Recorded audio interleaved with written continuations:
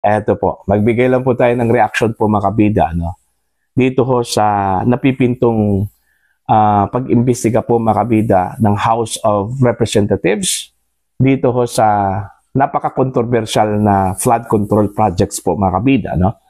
Kung maalala po ninyo, sa SONA po ng Pangulo, binanatan po ng Pangulo ito pong mga opisyal po ng gobyerno na involved po dito sa corruption po, sa flood control projects po mga kabida.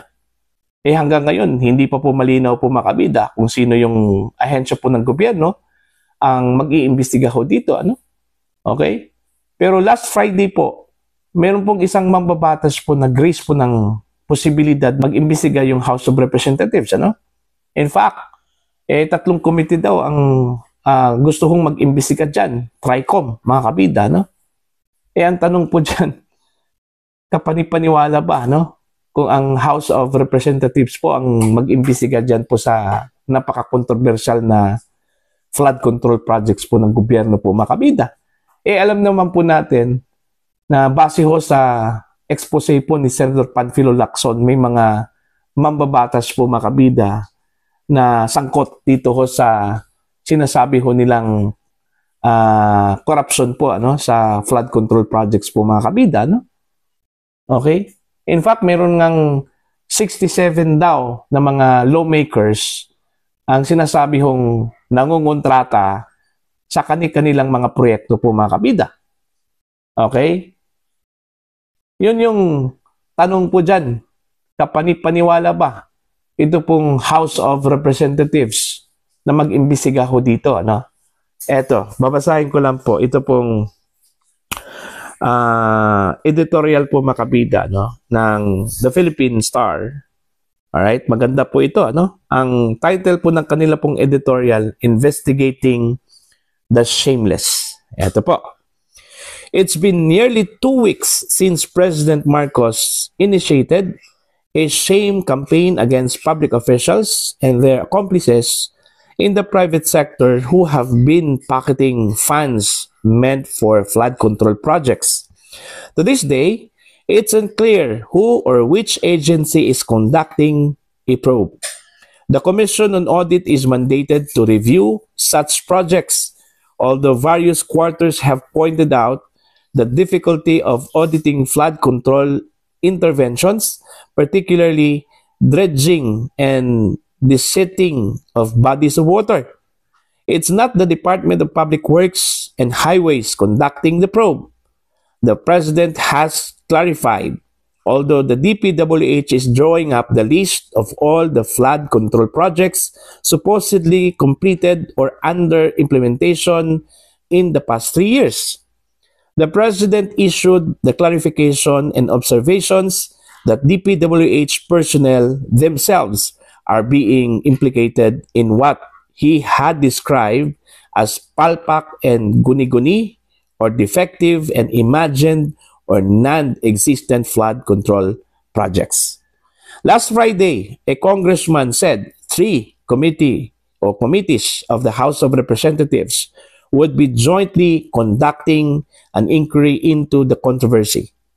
The TRICOM is interested particularly in questioning Senator Panfilo Lacson and Baguio City Mayor Benjamin Magalong about the statements linking lawmakers to anomalous flood control and other projects and other public works projects, which, while the public is interested in finding out the extent of the corruption that President Marcos highlighted in his recent State of the Nation address, questions have been raised on the propriety and impartiality of lawmakers conducting an inquiry into anomalies that could implicate members of Congress.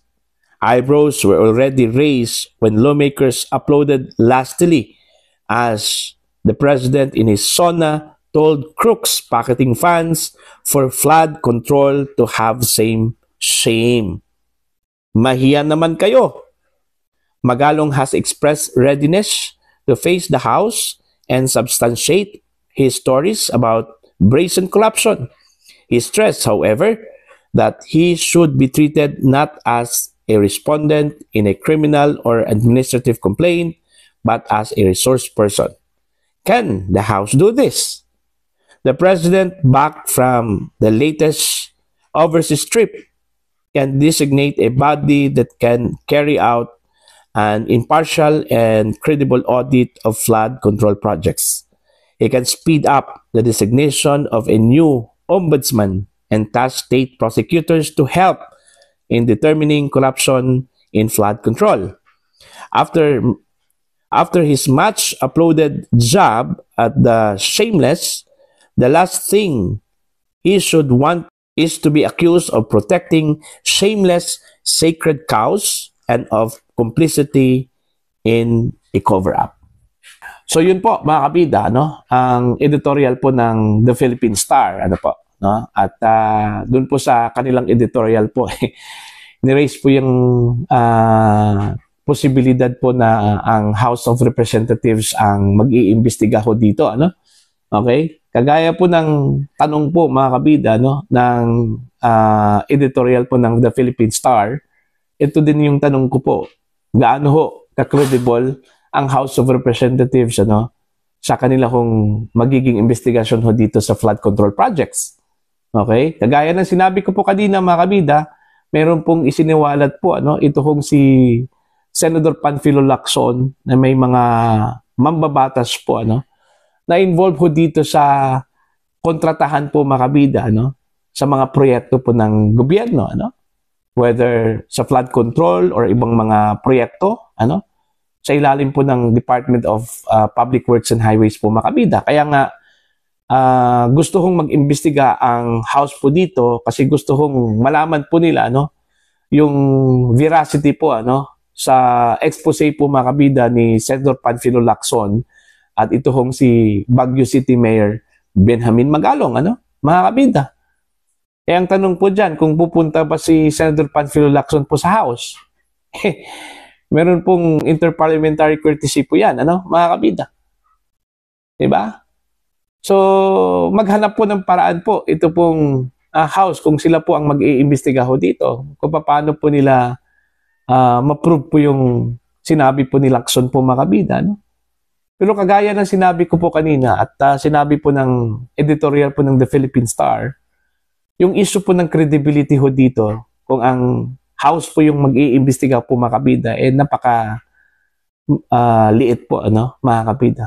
Kasi questionably kasi, ano, ang mag-iimbestiga dun ho sa controversial na flood control projects, eh some of them are said to be involved, ano, mga kabida. So paano yan? Diba? Kung meron pong involved po dyan na mga mababatas po, kaya po nilang isiwalat po mga kabida na ito hong mga kasama po namin involved po dito, ano? Hindi po dapat. Kasi ang dapat ho na mag-imbestiga ho dito, yung non-partisan po at saka yung ano meron pong impartiality po mga kabida, ano po, pagdating ho sa pag-iimbestiga, ano? Hindi pwedeng House of Representatives or Senate ang mag-imbestiga ho dito. Pwede pa siguro kung Commission on Audit kasi sila naman yung nararapat po dito mga kabida, no? Sila yung binigyan po ng otoridad po ng Constitution po natin na mag-imbestiga pagdating ho sa money spending, ano? Kung magkano yung ginastos, kung nararapat ba yung ginastos po ng budget po ng gobyerno, ano, mga kabida. Ito pong Commission on Audit.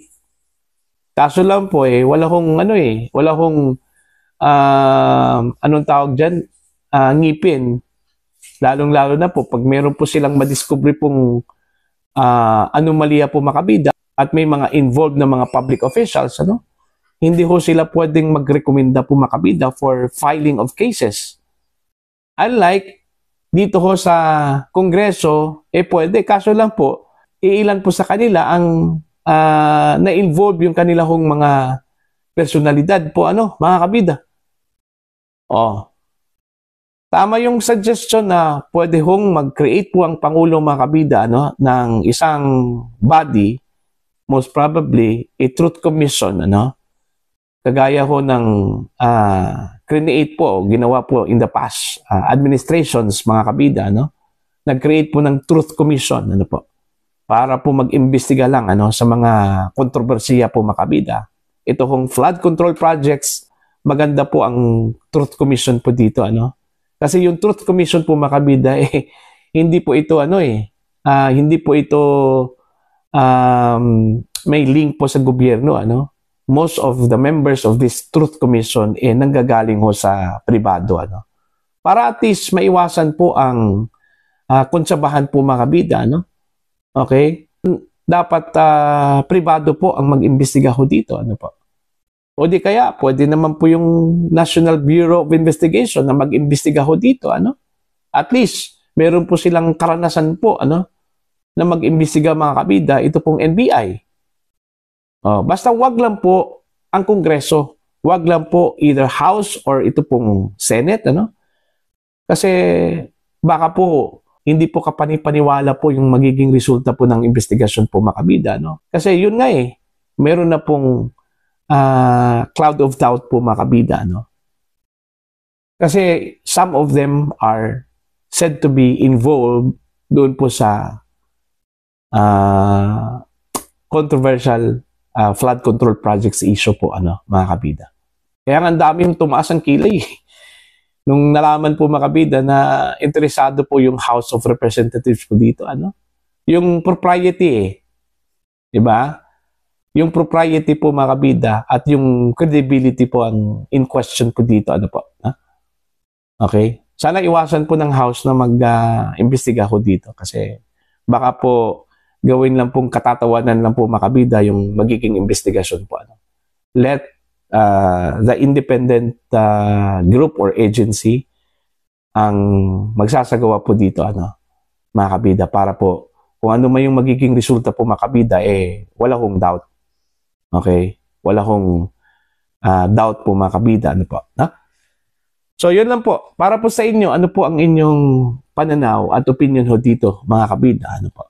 Nararapat ba ang House of Representatives o di kaya ang Senado, na mag-conduct po ng investigasyon dito po sa nakakahiya, sabi po ng Pangulo po, mga kabida, na proyekto po ng flood control, ng gobyerno, na hanggang ngayon po, mga kabida, ay pinaghahanap pa kung meron ba at nasaan na, mga kabida, So, para po sa inyong opinion at pananaw po, mga kabida, please comment down. Sa mga hindi pa po subscriber sa aking channel, please subscribe. Just click the subscribe button, click the notification bell, click all, mga kabida, para updated po kayo sa aking mga uploads. Maraming salamat po sa inyo lahat.